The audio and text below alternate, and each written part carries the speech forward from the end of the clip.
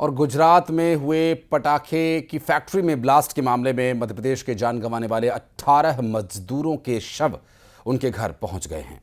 मृतकों का निधन होने के बाद परिजनों का रो रो कर बुरा हाल है। मृतकों के परिजन गमज़दा हैं, गमगीन हैं। नर्मदा जी के तट पर मृत मजदूरों का अंतिम संस्कार किया जाएगा, उसकी तैयारी अब चल रही है। आपको बता दें कि मृतकों में देवास जिले के 10, हरदा जिले के 8 मजदूर शामिल हैं।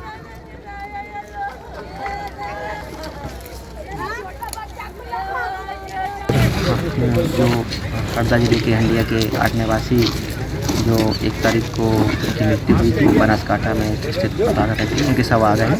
उनके अंतिम संस्कार की प्रक्रिया उनके परिजनों द्वारा की जा रही है। तो सब उनको सौंप दिए गए हैं। पर होगा जो देवास जिले में वो भी जरूर सवा आने चालू हो गए, उनके संस्कार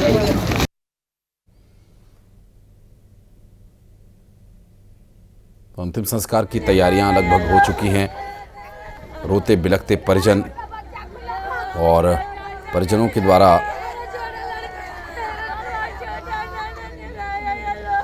इंसाफ की मांग की जा रही है। उनके परिवार का सहारा, उनका परिवार का एक सदस्य जो अब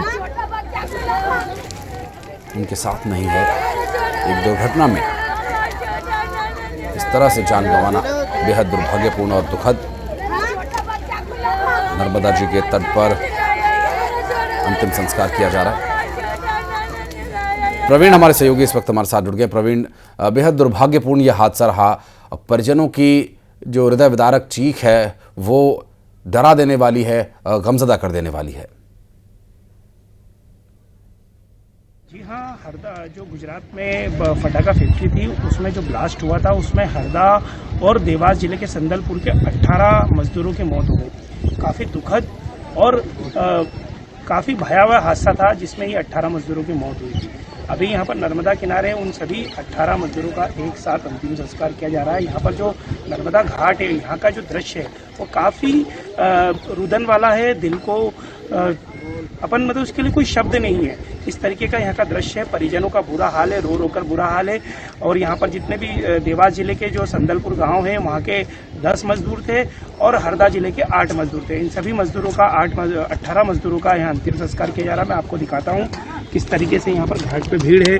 और ये यहाँ पर सामने जो है उनका दाह संस्कार भी यहाँ पर शुरू हो चुका है। और सभी जो मजदूर हैं उनको जो उनके शवों को जो है लगभग 10 एम्बुलेंस से गुजरात से लाया गया था। और देवास और हरदा जिले के लगभग सभी प्रशासनिक अधिकारी यहाँ मौजूद हैं। दोनों जिलों के कलेक्टर, एसपी यहाँ मौजूद हैं। भारी संख्या में जो लोग यहाँ पर मौजूद हैं, जनप्रतिनिधि मौजूद हैं। तो निश्चित तौर पे ये एक ऐसा हादसा है जिसकी इतना दुखद हादसा है कि जिसकी हम बात भी नहीं कर सकते, उसके लिए कोई शब्द बयान नहीं कर सकते। जी, लेकिन जिस तरह की परिस्थितियां हैं, परिवार के लोगों की कुछ मांग इस वक्त, क्या वो न्याय चाहते हैं, क्या कह रहे हैं उन परिवार के लोग? क्योंकि मुझे जो लगता है, जो अब तक जानकारी मिली है उसमें कमाने वाले जो परिवार के सदस्य थे उन्हीं की मौत हो गई। परिवार के लिए एक बहुत ही मुश्किल भरा समय है ये।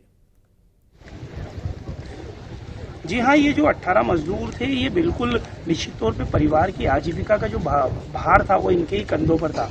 तो एक बड़ी क्षति जो है उनके परिवारों के लिए है, क्योंकि ये लोग यहाँ पर रोजी रोटी कमाने के लिए गुजरात गए थे और एक हादसे का शिकार हो गए और उनकी मौत हो गई।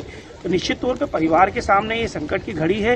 हालांकि सरकार ने यहाँ मुआवजे की घोषणा की, लेकिन परिजनों का ये कहना है कि उनके पूरा परिवार उनका बर्बाद हो गया। हर 6 सदस्य जो है इस हादसे में चले गए और 2 घायल हैं। तो निश्चित तौर पे ऐसे परिवार है जिनके लिए ये संकट की घड़ी है। और उन लोगों की जो मांग है कि जो मुआवजा जो है वो कम दिया जा रहा है। और इस तरीके की मांग है, न्याय की मांग है। जो मिसिंग है उनकी खोजबीन जल्द करने की मांग यहाँ पर जो है लोग कर रहे हैं। जी, बहुत शुक्रिया आपका इस पूरे मामले पर जानकारी देने के लिए।